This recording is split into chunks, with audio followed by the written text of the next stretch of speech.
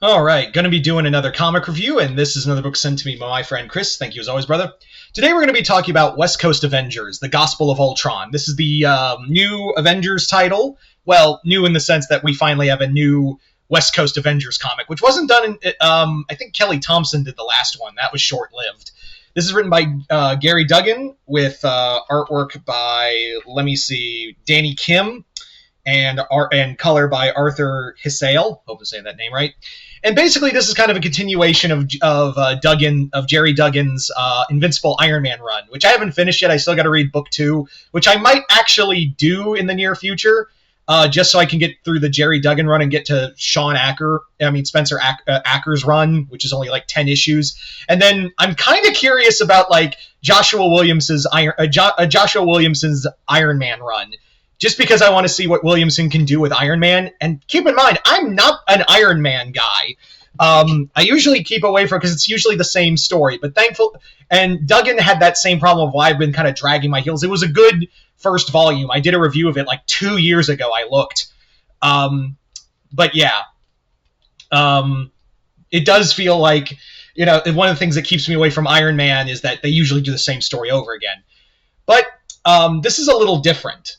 Basically, Tony and Rhodey have put together a new West Coast Avengers team after Ultron saves them from a member of Warlock's race, not the Phalanx, a group of the techno-organic race. I forget Warlock's species name. Tetrarch, these guys. So, yeah, after this, Ultron saves Tony and Rhodey, who are in the process of this Avengers initiative, basically trying to rehabilitate villains to make them into new Avenger teams. This really should have been called Thunderbolts. That's my first thing, is that it really should have been called Thunderbolts if that's the case, because, that's the initiative. Like, it's Tony and Rhodey rehabilitating. That's Thunderbolts. And yeah, so we got a team of Jessica Drew, Ultron, War Machine, Firestar, and another character named Blue Bolt, who is a villain named Killerwatt. Now that's interesting because Killerwatt, and I was even like, why does that name sound so familiar? And Killerwatt is actually a character from the Spider-Girl series. And there's also something that he says later in the comic that makes me go, what are you up to? Because there's this throwaway line he has, and a few lines here and there that make me go, what's going on here? Because he just shows up. Like, he's like this. At first I was thinking, oh, it's this universe, because Spider-Girl's universe is different. Maybe it's this universe's variant of Killerwatt. But I'm starting to think maybe that's not the case. Anyway, so Duggan, like I said, is basically doing a fallout of his Iron Man run and his Uncanny Avengers run. And the team is essentially focused on rehabilitating villains while at the same time figuring out what to do with Ultron, this version of Ultron. Ultron has recently separated from Hank Pym. Yes, that was a thing. And Ultron basically replicated and started running simulations, and each variant of Ultron has a different idea of what to do. One of which is an Ultron trying to save humanity through cybernetics, and creates a religion. This Ultron calls himself the One, and is actually trying to save humanity through techno-organic life. And there's actually it looks like there's going to be a lot of commentary on like religion and cults in this comic. We also get a lot of like Killerwatt bashing Tony and Rhodey, because they're the military and corporate industry. I also love the little thing because you see Tony using the Silver Centurion armor, and there's a moment in here that was clearly Jerry Duggan talking in this comic, and Tony's like going through his armor, and he's like, the Silver Centurion armor was always my favorite. Yeah, and that's the armor he's wearing throughout the comic.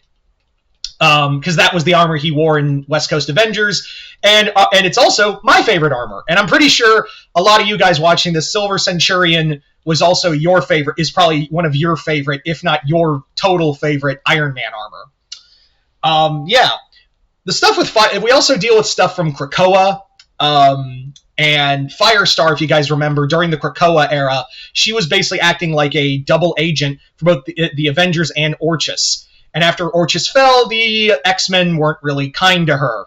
And she also is really hating herself because she basically had a hand in Orchis's massacre and is also, very distrustful of robots after what Nimrod did to her.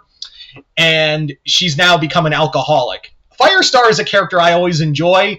And at first I didn't like the idea, but like Blue Bolt said, that Killer Watt changed his name to Blue Bolt.